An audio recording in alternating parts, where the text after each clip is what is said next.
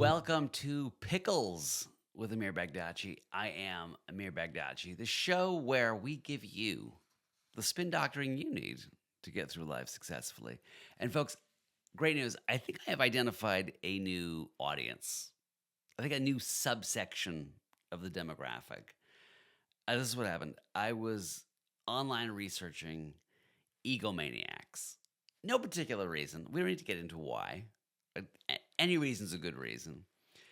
And I have to be honest, I don't really like the phrase egomaniac. I prefer megalomaniac. Megalomaniac just sounds nicer, right? Egomaniac, it's very judgmental. Ego is a bad thing, generally speaking. But megalomaniac, let me just say it, megalomaniac. It's a melody by itself. It's fun to say. And it sounds a bit like it's a dinosaur. The megalomaniac. Did they die out? Actually, no, they didn't. They evolved to this day. Anyways, I'm researching megalomania, and I stumble on a online quiz to determine if you suffer from narcissistic personality disorder.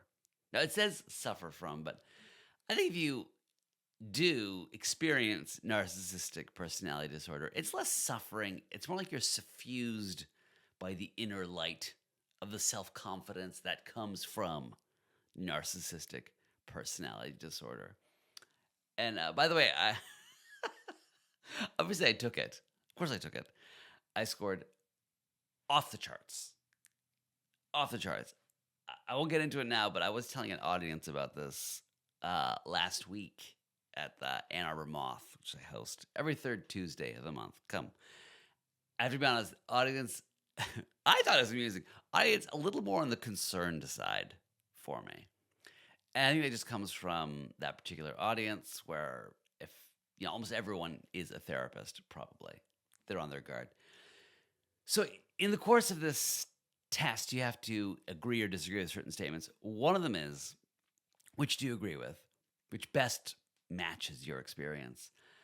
I always take accountability for my actions, or I try to talk my way out of it. And folks, by the way, this is my promise here in Pickles. I will always take accountability for my actions, provided I cannot first talk my way out of it. That seems reasonable, right? You got to give it the old college try at first. So it struck me that if that's actually what megalomaniacs do, then they probably need this podcast. They probably need someone giving them the talking points so that they can wheedle their way out of things or into things. And I am honored that a group of folks who are really struggling, who are suffering, remember, they're suffering, according to the internet. If I can bring some light relief to them, it's great. They've survived millions of years, the megalomaniacs. They survived a meteor. The least we could do is give them a few talking points now and then. So I was actually trying to explain what we do here to someone else. One of the sentences that came out of my mouth was like, phrases, talking points, angles to help you curry favor with someone, to get on their good side. And it struck me, I'm going to be very honest, it struck me that I said the phrase curry favor, and I'm not really sure what that phrase means. I mean, I know what we're trying to convey is you're saying something to get on someone's good side. But I will admit, when I talk about currying favor for someone, what I imagine is making someone their favorite curry, which in my case would 100% curry favor with me. Right? If you want to make a coconut milk-based dal, fabulous. I am going to agree with whatever you want. So I looked into it to figure out exactly what does curry favor mean. Folks, get ready. You're not ready for this. You can't possibly be. All right. Curry favor is a corruption of the phrase curry favel. Favel. Who was Favel? 14th century French romance, like a narrative, satirical poem about a horse named Favel, who's a real dingus, a real jerk. We'd say jackass, but that's scientifically unsound.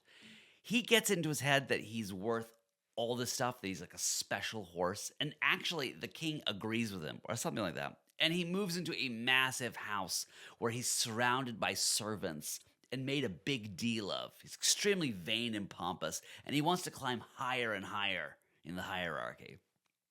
And it works.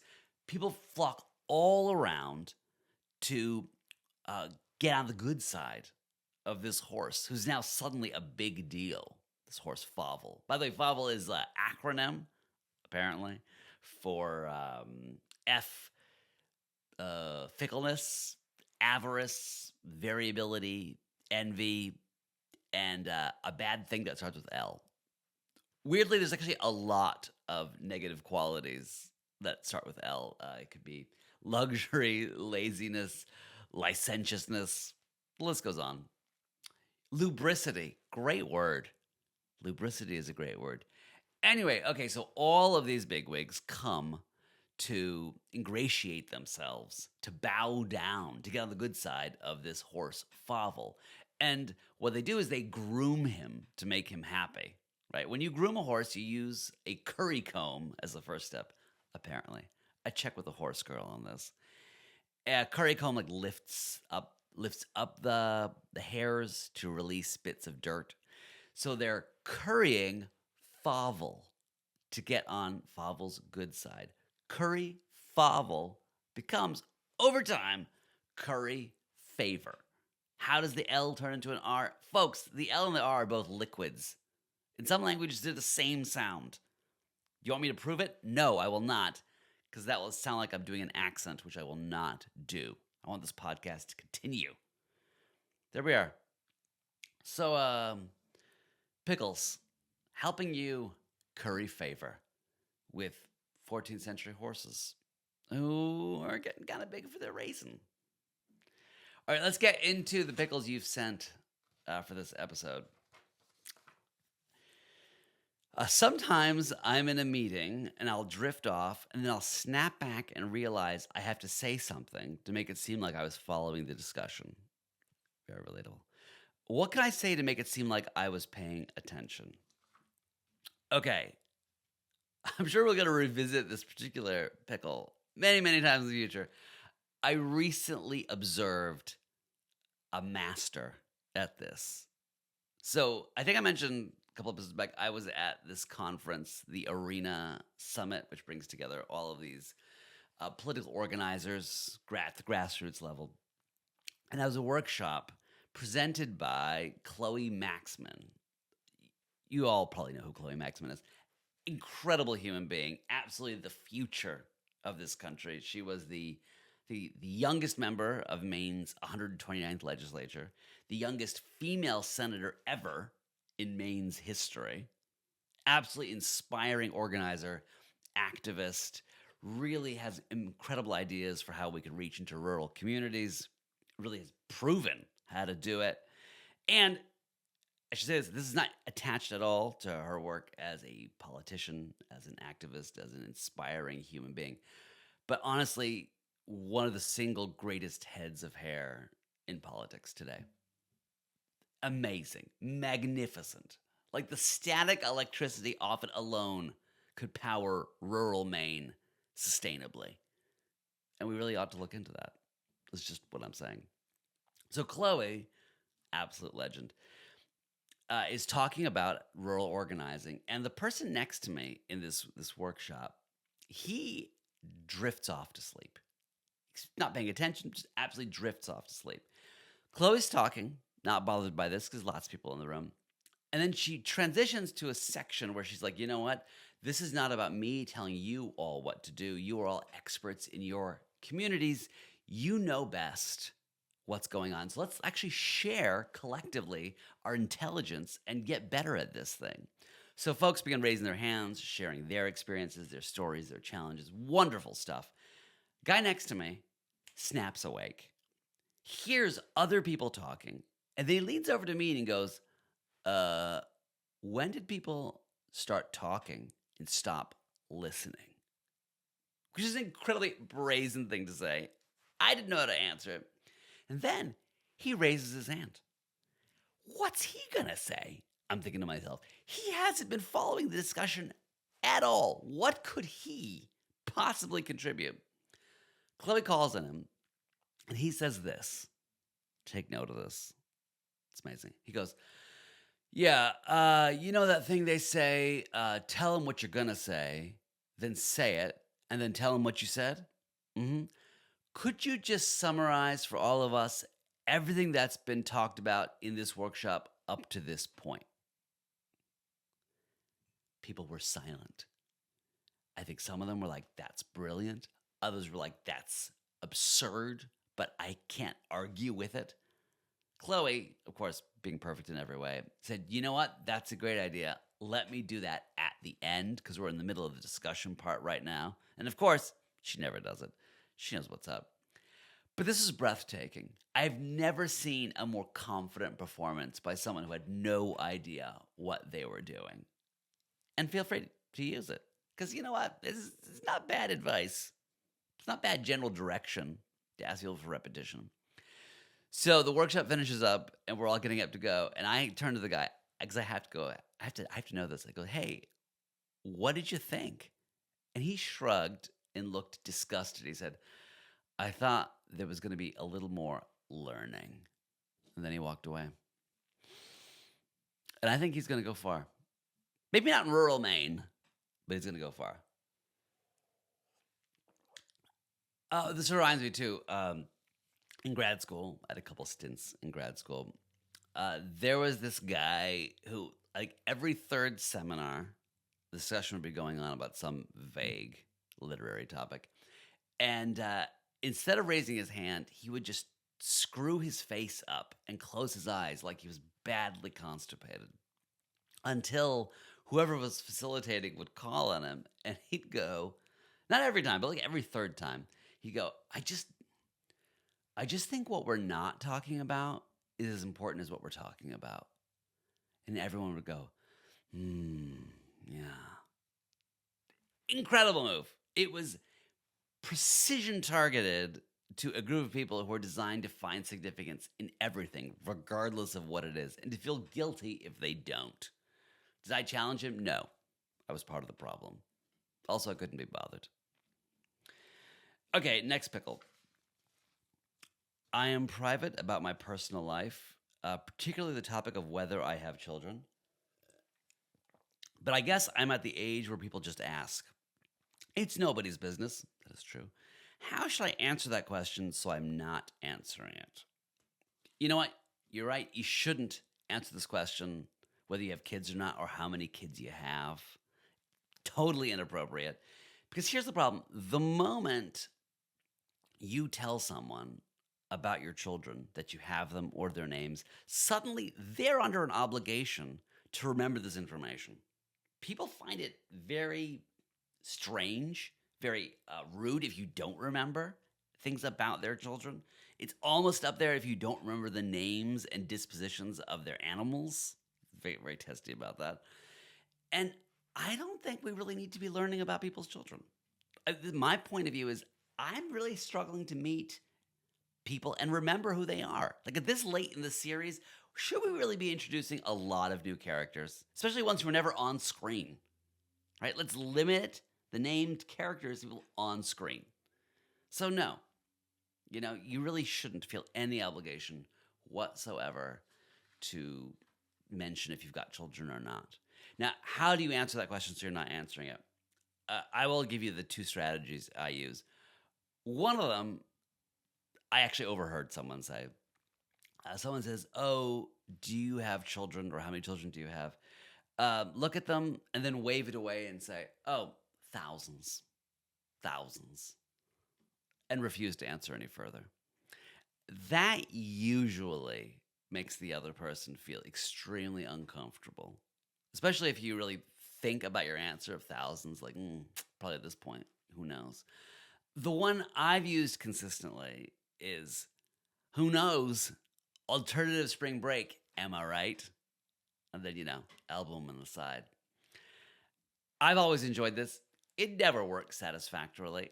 I just like the idea of bringing alternative spring break into it. Because, presumably things happen. I never went on it. But yeah, you should never answer the question. If someone asks you in a job interview how many kids you have, trick question, never answer it because they just broke the law. I'm not sure how HR rules actually work, but I feel like that breaks the law, and then they legally have to give you the job if they ask you how many kids you have. Try it. Let me know how it goes. Okay, next pickle. I enjoy TV as much as the next person, but when did it get so serious? Sometimes someone will ask about my favorite TV show, and it feels like my answer will be judged. Is there a right answer? Okay, I am guilty of this. Your favorite TV show is an extremely personal question. It's more personal than, how many kids you have. You have some choice in that question, but maybe not all your choice. I think, though, when it comes to your favorite TV show, 100%, that's your choice. And it says a lot about you. So, yeah, I'm judgy. I'd say 100% of the time, if someone spontaneously tells me their favorite TV show, I am fundamentally judging them and usually writing them off. So it's a tricky thing. You want to get it right. So here's how to go about it. Because you don't really want to give them the actual answer. I don't care what your actual answer is, by the way. This is a very personal question. Don't go something super prestigious like The Wire that lots of people think is the greatest show, because then you'll be brought into a conversation about it, and you'll inevitably, someone will be like, oh yeah, you like The Wire? Al over here loves it. And then you'll be talking quotes, dissecting the third season, whatever it is. Very tedious. Don't talk about it. Don't go too old. Don't say, oh, it's got to be I Love Lucy. That's ridiculous, pretentious. No one believes it. Also, if you watch those shows in the 50s, they're actually garbage. They move very, very slowly with genuinely terrible jokes. Occasionally good concepts, great performances here and there, but not great shows. Don't do anything on a network, because you're basically saying to the entire world, I am extremely basic, and you're going to lose. Because the person who's asking you this, they're not watching network shows. So what do you say? In all situations, if you are asked, what is your favorite TV show? The correct answer has got to be like this. Gosh, great question. You know what? I guess I keep going back to HBO's World War II epic Band of Brothers. That's it. Everybody loves Band of Brothers. It's not that many episodes. It's unimpeachable. It's perfect in every single way. And basically, there's no way to criticize Band of Brothers without seeming like you're a Nazi. Actually, go even further. I'm pretty sure every Nazi loves the work of Ron Livingston. You heard it right here. Everybody, including white supremacists, loves Ron Livingston. He's fantastic. So, Band of Brothers, it's only like 10 episodes. You could watch it if you need to. You don't really have to, because no one's really going to get into it. It's unpatriotic not to love Band of Brothers. All right. Here's another one. I'm applying to jobs, and my resume is pretty bland. I was an office manager for the Illinois Department of Human Services. Thank you for your service. Thank you for your human service. I've done web content, project management, office manager stuff. How can I spice it up without lying? Okay. First of all, I really appreciate you not wanting to lie. Lying, Pickles, is not about lying at all. Lying is not only wrong, it is uninspired. There's so many other things you could do, right? Reach into that actual experience. So what can you do in this classic situation where you've done some basic-y jobs, office-y type jobs, you want to level up into a different profession, but it's not seeming very interesting. The key, folks, and I cannot underline this enough, the key is to be strategic. What do I mean? Specifically, put the word strategic in front of as many nouns as you possibly can. In fact, it works just about for everything and makes it better. So did you do communications? No, you didn't. You did strategic communications. What are strategic communications? No one knows. How are they different than regular communications? No one knows. No one could tell you, if pressed, what strategic communications are, but you just did them. How about initiatives? Forget it. I don't want to hear about any initiatives, only strategic initiatives. What makes an initiative strategic? Presumably you thought about doing it first, which is generally true for all initiatives, strategic initiatives. How about this? Did you, as an office manager, figure out what teas and coffee to have in the kitchenette? That's strategic resource allocation. Not just ordering, strategic ordering. Even better, not just ordering, resource allocation, because that's what it was. One of my favorite examples of this is priorities. So I often see strategic priorities. What are strategic priorities, and how are they different than priorities? Presumably, in the prioritization process, the priorities are the things you did some deliberation. You're like, these are the important things. They're priorities. You couldn't actually do anything to a priority to make it more of a priority because it's already, by definition, the priority. But you throw the word strategic in front of it. Pretty good. Do you have some non-strategic priorities? No, you don't. Planning is actually the largest bucket here. All planning can be improved by being strategic planning. What makes a strategic plan? Nothing. Because a plan, by definition, is something that you've thought through that you're going to do. Why is it strategic? By definition, it is strategic. That's what strategists do, is they plan. But guess what? If you just planned, you're now strategically planned. You know what? On that note, I want to announce something. We at Pickles are going to go on a hiatus. Not just any hiatus. No, a strategic hiatus. The reason for it is very good and tied to the spirit of this show. As you know, one of the reasons I got into doing this is because I also help with messaging for candidates, specifically down ballot candidates, often first-timers who need some assistance, some guidance, some coaching when it comes to speaking, crafting their messages, connecting with voters about the issues. And we're now in election season, folks. So I'm going to be spending more time working on campaigns, working on great speeches, working on ads. Got a couple things in the hopper for candidates in different races across the country. Stoked about it. And because of that, a lot of my spin doctoring is going to be moved away from you all for the time being to these races until we get maybe well into the point where additional messaging is not going to matter much. It's more about get out the vote in the fall. However, in the meantime, I need more pickles because I'm just about done. The bag has got a few things rattling around, a few dried peas rattling around on the bottom. So you know what to do. First of all, tell people about this show. Absolutely. I absolutely love it when you all tell people. Leave a comment on the YouTube version if you've got a pickle to share with me, or email me at helpme.pickles@gmail.com. You can also just email me personally. You can go find my address at amirforamerica.com, which is my website with all the stuff that I'm doing and the shows that I'm doing coming up. So it has been a pleasure with you on what appears to have been the first season of Pickles. Didn't realize I was doing seasons, but here we are. Incredible experience. And I think I could best describe it as, well, strategic. Fundamentally strategic. Go forth.